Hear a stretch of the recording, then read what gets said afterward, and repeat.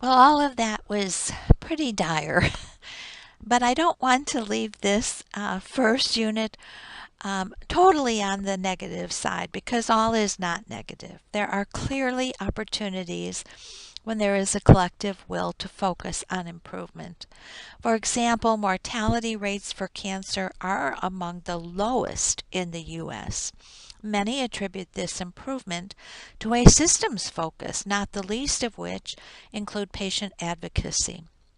In addition, we have a more patient-centered approach to cancer care coordination and have state-of-the-art clinical medicine, including precision medicine using genomics to target cancer treatments, and state-of-the-art information technology. The U.S. can also be proud of its smoking cessation work, with smoking falling from a high of 42% of the population 50 years ago to only 15% of the population smoking in 2014.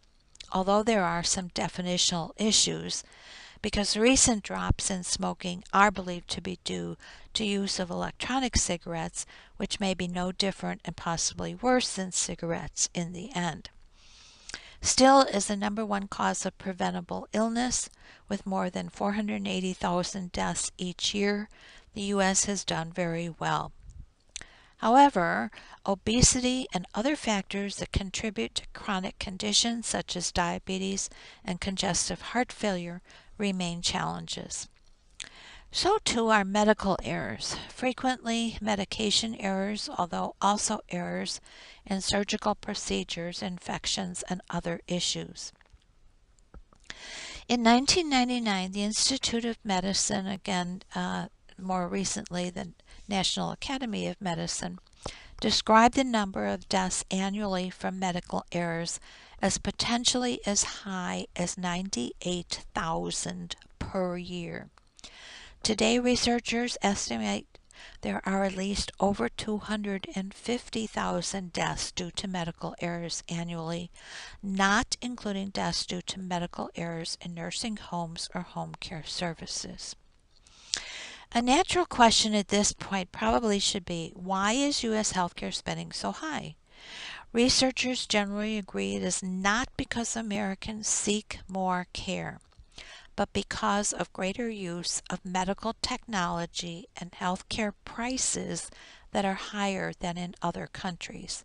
This is especially true for prescription drugs, where prices are twice as high as in the UK, Australia, and Canada. Americans also take more prescription drugs than adults in all other countries except New Zealand. We receive the most diagnostic imaging exams, and prices for health services are consistently higher and highly variable.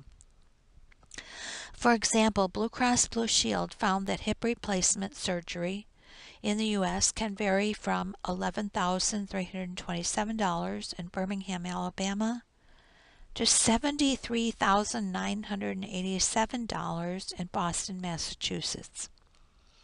Heart bypass surgery costs are averaging $75,345 in the United States compared to $15,742, which is the lowest cost and occurs in the Netherlands.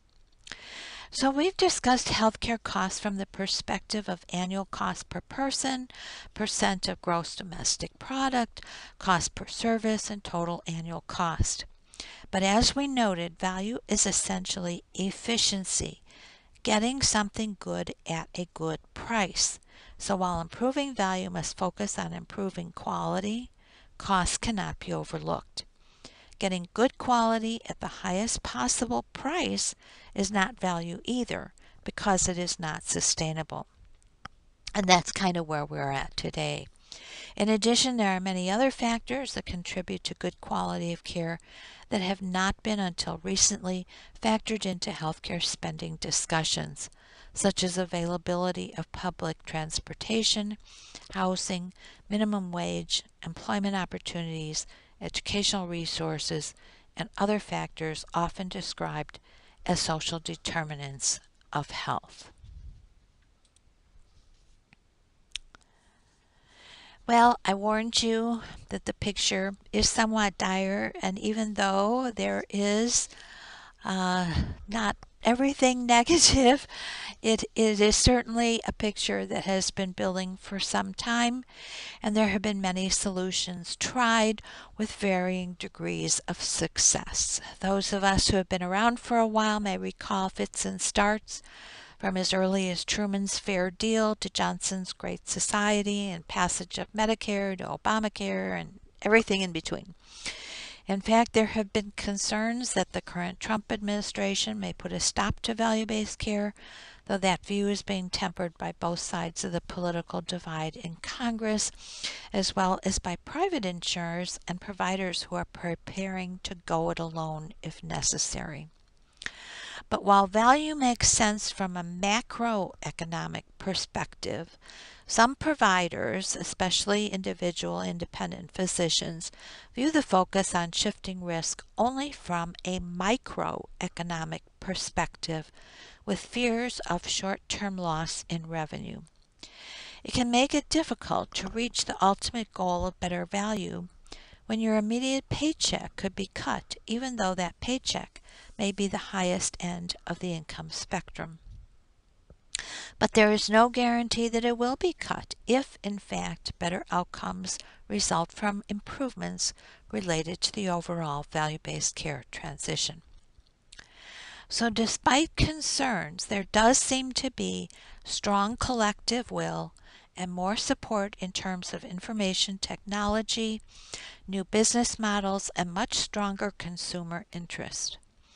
For value-based care to succeed, however, there must be a win-win situation for patients, providers of all types, hospitals, physicians, and other health professionals, nursing homes, home health, behavioral health, population health, and others, health plans including Medicare and Medicaid and other federal programs, but also commercial players, blue plans, employer-funded health plans, and others.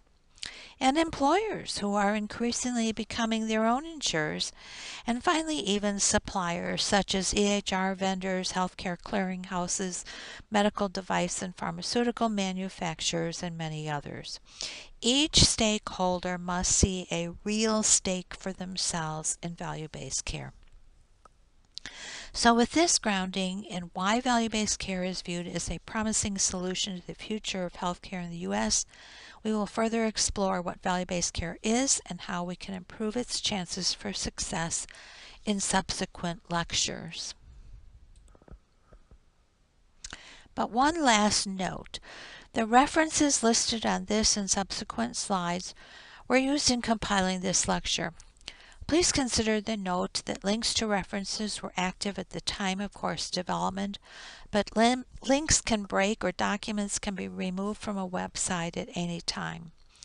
If this happens, it's recommended that the article description be copied to a browser to attempt access.